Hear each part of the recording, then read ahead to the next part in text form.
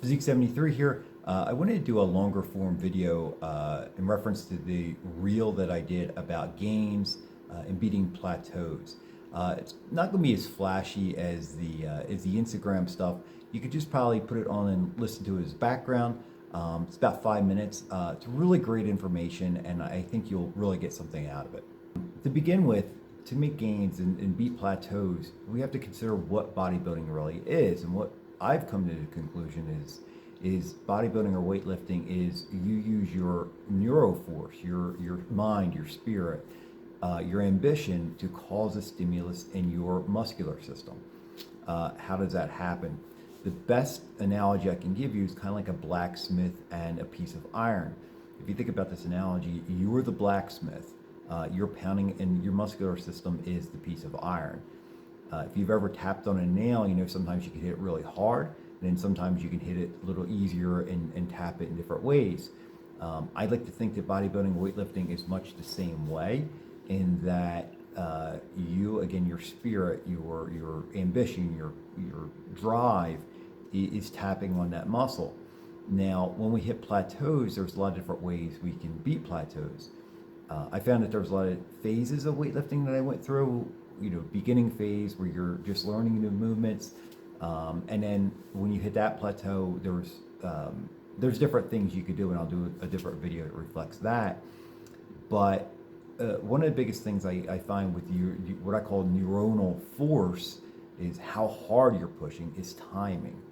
When you think about the movements you're doing, when is the hardest part of the movement? Let's say for a bench press, it's at the lowest part. Some people, it's actually at the top part. For a lat pull down, it's the top part. For curl, it's the bottom part. So when you think about timing and you concentrate, when is the hardest part of movement? So now it translates into when is the part when you have to push the most. Where does that push come from? It comes from up here. And again, it comes from timing. Just think of that nail on a hammer now, or that nail on, I'm sorry, the blacksmith and steel analogy. You just have to hit it just hard enough at the right time and right way. You know, if you miss, you're going to hit the piece of whatever you're going to hit.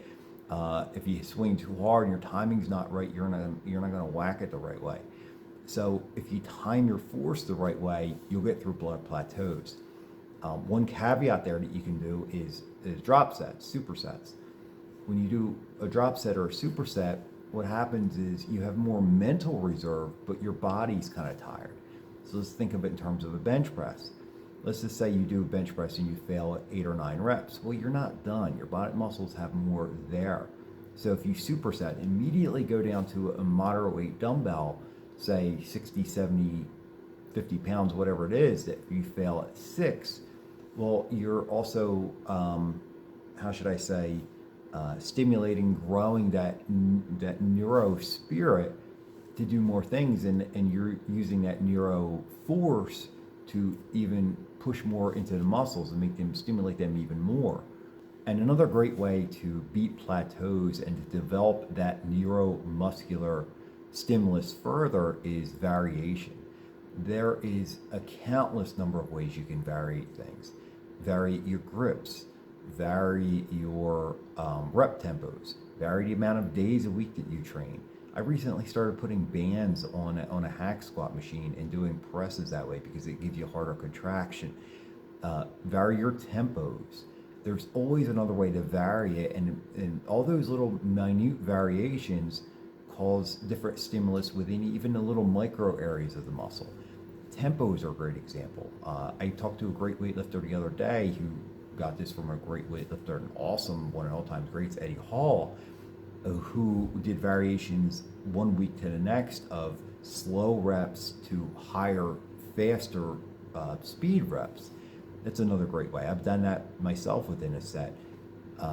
One great example is a tricep press down. I've done tricep press downs with a very slow, controlled movement, immediately went to a drop set or a superset of a fast tempo. So, you know, on a fundamental level, weightlifting, bodybuilding, again, is up here, and you use that to stimulate your muscles. Whenever you hit a sticking point, try to increase your neural force on some level, whether it be weight or just your aggressiveness. or increase your variation. Either one of these two on some form or some change will always get you past those sticking points. Again, thank you so much for watching. Please like and subscribe.